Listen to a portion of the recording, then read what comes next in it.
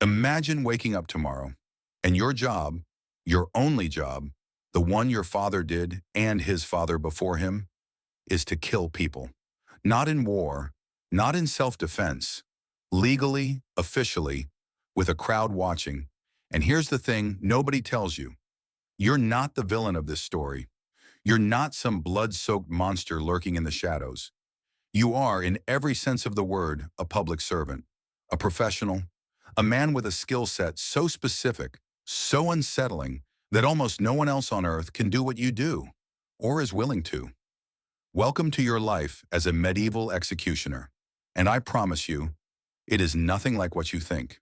We've all seen the image. A hooded figure, a massive axe, one clean swing, the crowd roars, credits roll. But that image, it's mostly fiction, a Hollywood shorthand for something far more complicated, far more human, and frankly, far more disturbing than any movie has ever dared to show you. Because when you strip away the cinematic polish and actually dig into the historical records, the court documents, the execution logs, the personal accounts, the city contracts, what you find is a life that defies every expectation. A life full of loneliness, strange privilege, deep expertise, social rejection, surprising wealth, and a philosophical weight that would crush most people before breakfast. So today, we're going to live that life. From the moment you wake up to the moment you finally close your eyes, we're walking through a full day, a full year, a full career as a medieval executioner. Stay with me, because by the end of this video, I guarantee you'll never see justice, punishment, or even society itself the same way again. First things first, who exactly are you? Forget the anonymous, hooded stranger. In reality, executioners in medieval Europe were known figures, named, registered, contracted by the city or the crown. In many German cities, the executioner was called the Scharfrichter, literally the sharp judge. In France, the Barreau, in England, the hangman, and in most cases, you inherited this job. That's the first gut punch of your existence. There was no career fair where you enthusiastically circled professional executioner on a list of options. In many regions, the role passed from father to son, generation after generation, like a family business. Except the product was death, and the customers were the state. Some men entered the profession through sheer desperation. If you were a convicted criminal given a choice between execution and becoming the executioner, many men chose the latter. Survival instinct is a powerful thing, but here's where it gets philosophically interesting. Once you took that role, voluntarily or not, you became something that medieval society both desperately needed and deeply despised. You were necessary, absolutely, fundamentally necessary. Without you, the entire system of law and justice collapses. No punishment, no deterrence, no order. And yet, you were untouchable. Not in the powerful sense, in the contaminated sense. You were considered ritually unclean, tainted. Many cities required you to live outside the walls or in a specific quarter of the city set apart from decent people. You couldn't enter certain churches, or if you could, you had to sit in a specific area away from the congregation. In some regions, shopkeepers were permitted to refuse you service. If you put a coin on a counter to pay, the merchant might sweep it off rather than accept it from your hand. Your children carried the stigma, your wife carried the stigma, your entire bloodline was marked. And yet, and this is the contradiction that will follow you every single day of your life, you were paid better than almost anyone around you. Let's talk about your finances, because this might be the most surprising part of the whole story. Medieval executioners were, by the standards of their time, extremely well compensated. City contracts from 14th and 15th century Germany show executioners receiving substantial annual salaries, often more than skilled craftsmen, sometimes comparable to minor city officials. On top of the base salary, you received payment per procedure. An execution paid more than a flogging. A flogging paid more than branding. Torture, in which was a legal court-ordered process, had its own fee schedule. In many cities, you also received what were called perquisites, additional benefits tied to your role. These could include the clothes of executed criminals, which you could sell or keep. The fat of executed criminals, which sounds monstrous, but in an era before modern medicine, human fat was genuinely believed to have therapeutic properties and could be sold to apothecaries. The right to collect a toll at certain markets, because the executioner was also frequently responsible for maintaining public order. Chasing away beggars, removing unauthorized vendors, confiscating goods.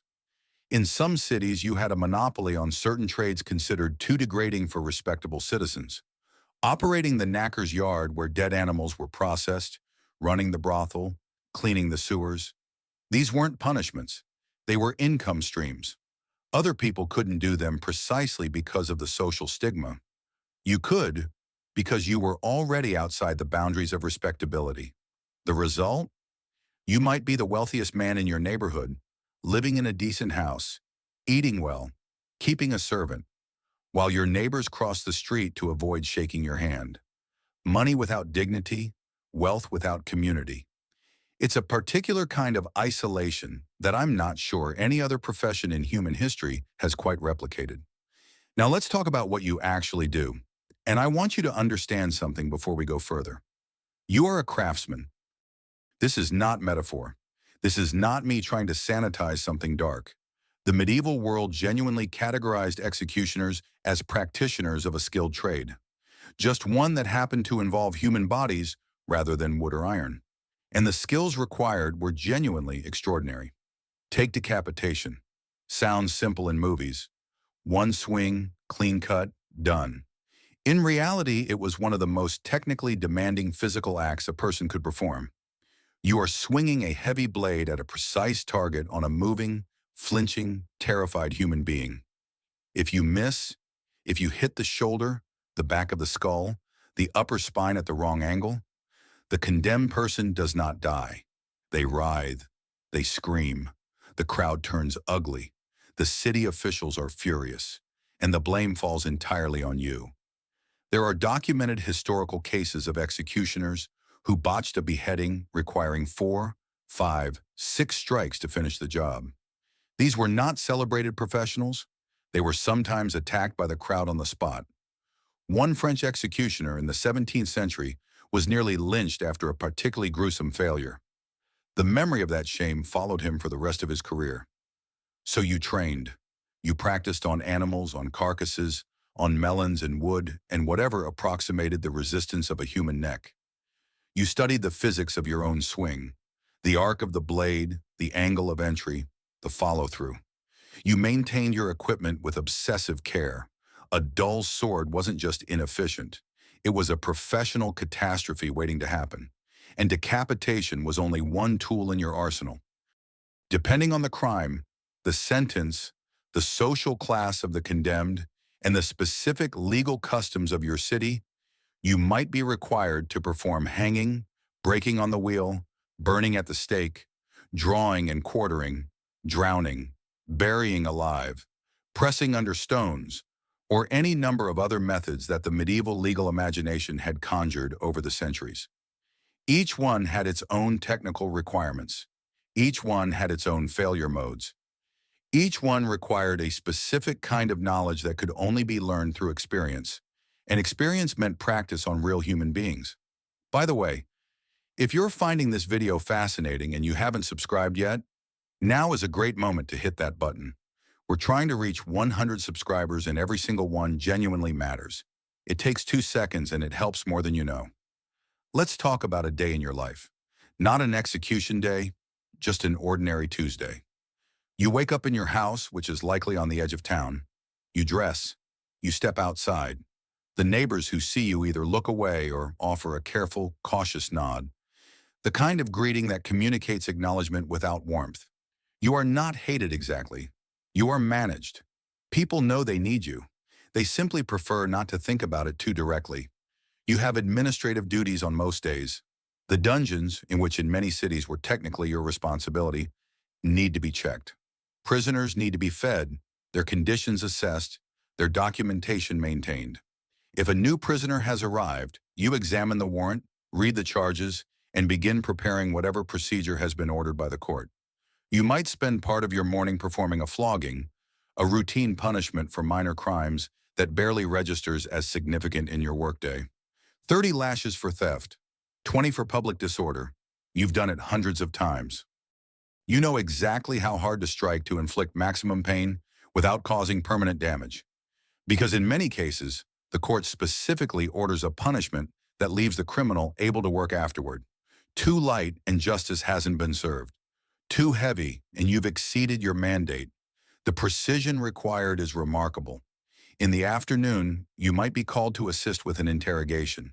Medieval courts used torture not as sadism, but as evidence gathering. A disturbing concept, but one they took seriously and surrounded with procedural rules. There were specific approved methods. There were limits on duration. There were court officials present to witness and record everything. And you were the technician, the one who understood exactly what each method would and would not do to a human body. This gave you a strange kind of power in the interrogation room. Judges deferred to your expertise. Lawyers sometimes consulted you. The condemned feared you more intimately than they feared anyone else in the building.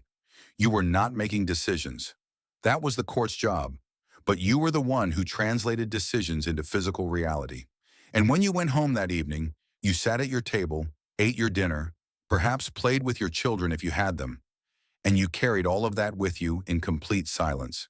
Because who exactly were you going to talk to about your day? Your social isolation was total and absolute in ways that are hard to fully communicate to a modern audience. Think about the support structures we take for granted. The ability to complain about work to a friend, to decompress with colleagues over a meal, to be part of a community that understands your specific struggles. None of that existed for you. Other executioners existed, of course. In the larger cities of Germany and France, there were networks, families who had intermarried across generations precisely because they could only socially interact with each other. There are historical records of executioner dynasties stretching across multiple cities and several centuries, connected by blood and professional necessity. The Sansons of France are perhaps the most famous, a family that served as Paris's executioners for 6 generations, from the late 17th century all the way through the Revolution and beyond. But these connections were spread across geography. On a daily basis, you were alone in a way that was structurally enforced by your society. And this aloneness was not incidental. It was part of the design. You needed to be separate because your work contaminated. That was the belief. That was the architecture of your existence. Now let's talk about execution day itself, because everything we've discussed so far has been leading to this. The night before a scheduled execution, you don't sleep well. Not because you're frightened, not exactly, but because your professional reputation, your income, potentially your physical safety, all rest on how the next morning goes. You check your equipment again. You sharpen your blade if it needs it. You run through the procedure in your mind. Morning comes. You dress formally.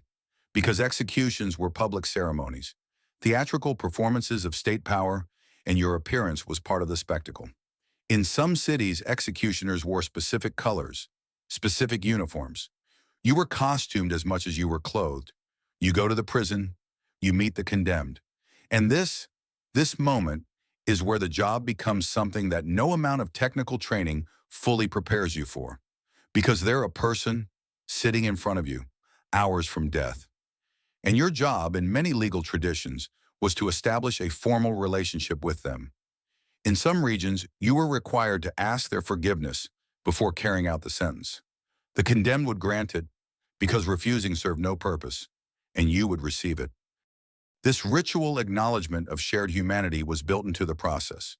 You might walk with them through the city to the execution site. The procession was public, deliberate, slow. People lined the streets. Some came to witness justice. Some came out of morbid curiosity. Some came to jeer. Occasionally, someone came to throw something, food, refuse, worse, at either you or the condemned. You learned to absorb all of it without flinching. At the scaffold, you worked. And if you did your job correctly, if the blade fell true, if the knot was set perfectly, if the wheel broke exactly as calculated, it was over quickly. And the crowd, whatever its mood before, recognized competence when it saw it. A clean execution was respected. It was the minimum standard of your craft. After it was done, you handled the body. Arrangements for burial or the display of remains as a deterrent. That was your responsibility too. Then you collected your fee from the city treasurer. Then you walked home, alone, and the city went back to its business, comfortable in the knowledge that justice had been served by someone they never had to look directly in the eyes. Here is the question that would haunt any thinking person in your position, and there is evidence that it genuinely did haunt many of them. What do you believe about what you do? Medieval executioners were not generally unthinking machines. Many were literate. Some kept detailed records, not just administrative logs, but personal reflections. Franz Schmidt, who served as the executioner of Nuremberg from 1573 to 1617, kept a diary that survived and has been studied by historians. It's a remarkable document, clinical in its record-keeping, but shot through with moments of unmistakable moral awareness. He recorded not just the crimes and punishments, but his own assessments. Whether a condemned person died bravely, whether he felt the punishment fit the crime, whether he found a particular case troubling. Schmidt eventually petitioned the city to rehabilitate his family name, to formally remove the stigma from his children so they wouldn't be forced into the same profession. The city granted it. After decades of service, after hundreds of executions performed with documented professionalism, he earned his family a way out. That petition is one of the most quietly devastating documents in the history of this subject. A man who spent his life in service to justice, asking justice to treat his children as human beings. What did you believe, lying awake in your house on the edge of town, in the years when you were too experienced to be afraid of the work, but too thoughtful to be entirely at peace with it? Did you believe in the system? Probably in some form, because the alternative was to spend your entire life as a conscious instrument of something you thought was wrong. And that kind of sustained cognitive dissonance would destroy most people. Did you find meaning in the precision, the craft, the strange expertise you'd built over years? Almost certainly. Human beings are remarkably good at finding dignity and mastery, even mastery of the darkest arts. Did you grieve for the people you killed? The records suggest something more complicated than grief, a professional distance that occasionally cracked, particularly for the young, the clearly innocent, the ones whose cases the court had obviously gotten wrong. Because you knew when the court had gotten it wrong. You were present for the interrogations. You understood the limits of what torture-extracted confessions actually proved. You had watched enough dying people to know the difference between genuine guilt and desperate confession, and you had no power to change the outcome. You were the instrument, not the judge. That helplessness, that precise, informed helplessness, was perhaps the most quietly unbearable part of the whole existence. Your career might last 30 years. You might perform hundreds of executions and thousands of lesser punishments. You might become genuinely expert at something that most of humanity refuses to even think about directly. You might accumulate enough wealth to live comfortably, raise children, keep a home. And then one day you would be old, and your hands would no longer be steady enough, and the city would find someone younger, and you would retire into a twilight of complete social anonymity. Neither remembered nor mourned, your service acknowledged only in the administrative records that no one read. Unless you had a son, in which case the whole thing started over. That is your life as a medieval executioner. Not a monster, not a hero. Something stranger and more human than either. A person doing a job that society required and society despised, navigating the impossible gap between necessity and contempt with whatever dignity they could assemble from the materials available. The next time you think about justice, about punishment, about what we ask certain people to do on our behalf so that we don't have to, think about the man on the edge of town, the one who ate alone, the one whose coin no one wanted to touch, the one who made the whole system work while the system pretended he barely existed. And if this video made you think, if it gave you something to sit with, please subscribe. We're building something here from scratch, trying to reach our first 100 subscribers, and every person who joins genuinely changes what's possible for this channel. Hit the subscribe button, share this with one person you think would find it interesting, and come back for the next one. Because there are a lot more lives like this one. Lives history has shoved into the margins. And every single one of them has something to tell us about who we actually are.